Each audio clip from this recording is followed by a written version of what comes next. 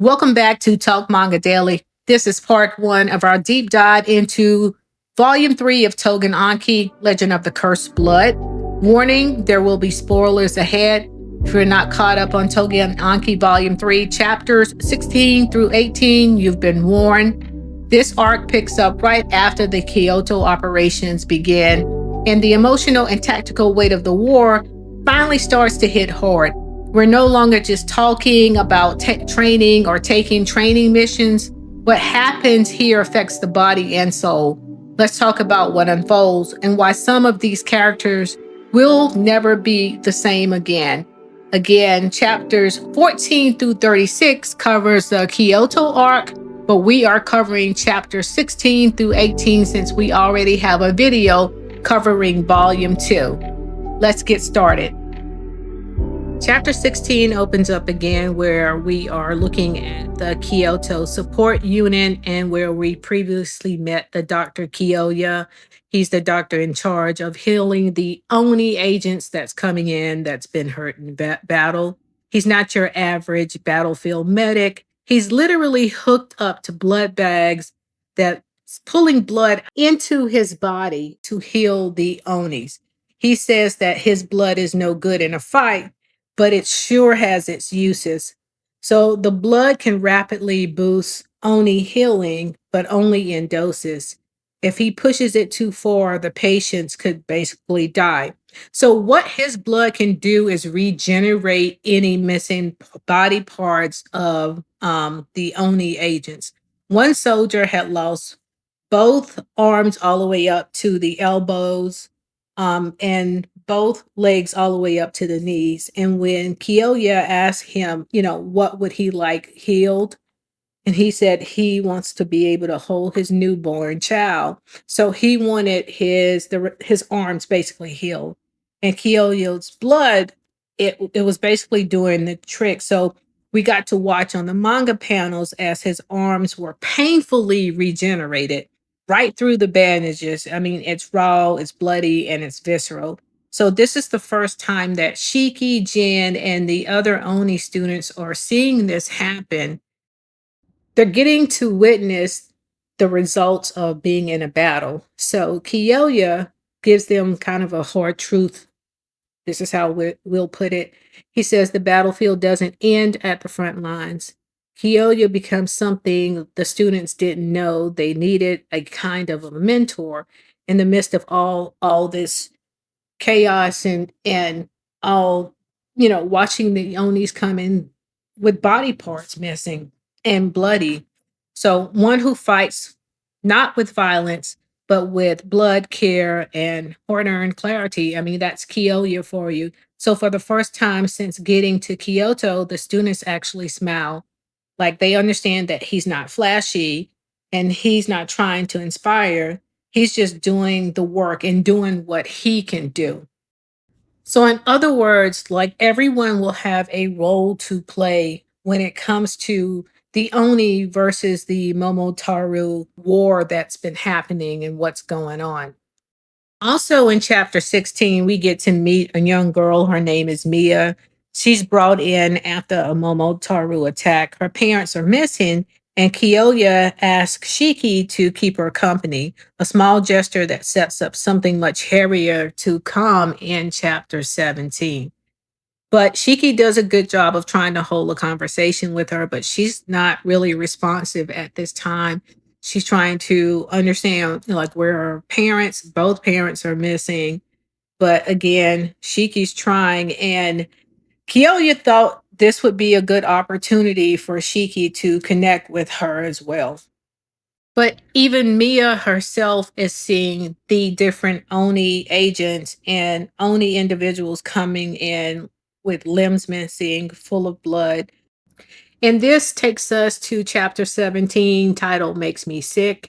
Just when we thought things seemed to be settled, we cut back to Naito face to face with the Momotaro agent Subakiri. And this is where the real horror begins. Subakiri casually admits that he infected some of the dead Oni corpse with bacteria and left them out in obvious spots so that the Oni would bring them back to their base. And And that's the base where Kyoya is treating the Oni agents that's coming in. As we look at the black bacteria that the Momotaru agents are able to use, we know that Subakiri can use his to reanimate corpse, but his partner Yomaji, she can use it to create walls to block people or to block Onis, or she can use it to create a box and box the Oni agents in and set a rule on that box at the same time. One of the things we haven't found out yet when it comes to the Momotaru's black bacteria is what they can do with it. Is it specialized to their body, or is it something that they train for? For example, is Subakiri the only one who can reanimate corpses with his black bacteria? Or is it something that they all can train for? Or is it that they all have their own specialization that they separately train for? Or is it based on their body or body type? Back at the Oni hideout, Mia sees her parents being carried in on stretchers. A moment later, her father's corpse reanimates and lunges for her throat. Kyoya turns around quickly, realizing that this is Subakiri's specialty of black bacteria with reanimating corpse, and he immediately knows that he has to take care of this.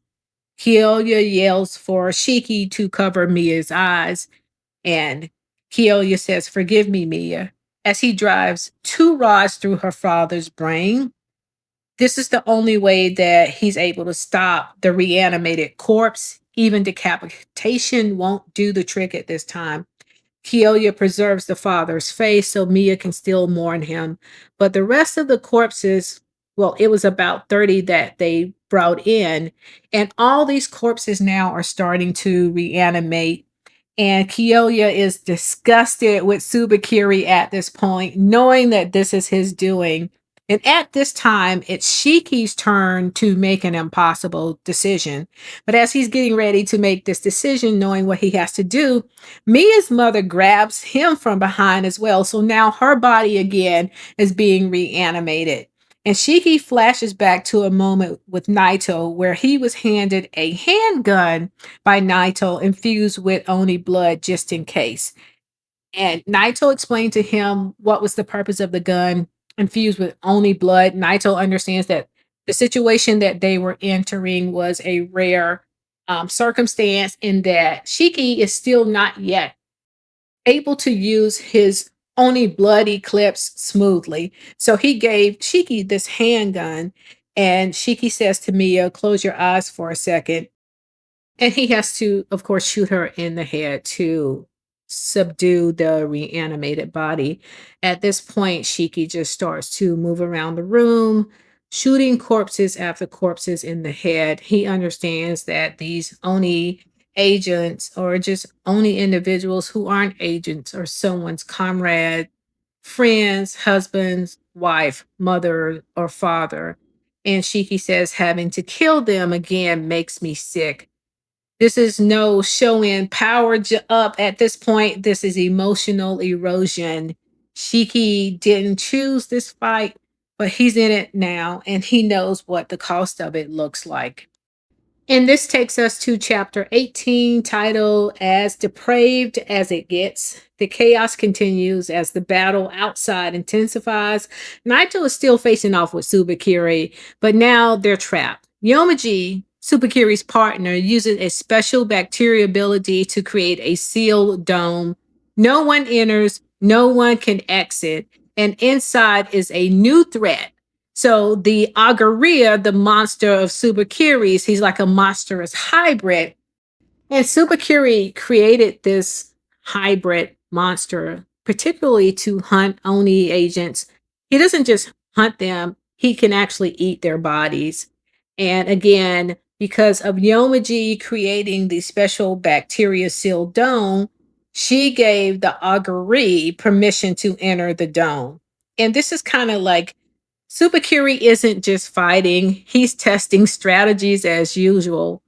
So while you're stuck in here, as he tells Naito, we'll pay your hideout a little visit. So Subakiri, one of the things he did do in this chapter, he not only filled the Oni bodies with black bacteria, but he put a tracking device in there as well. Because his goal was mainly to find out exactly where the Oni hideout is.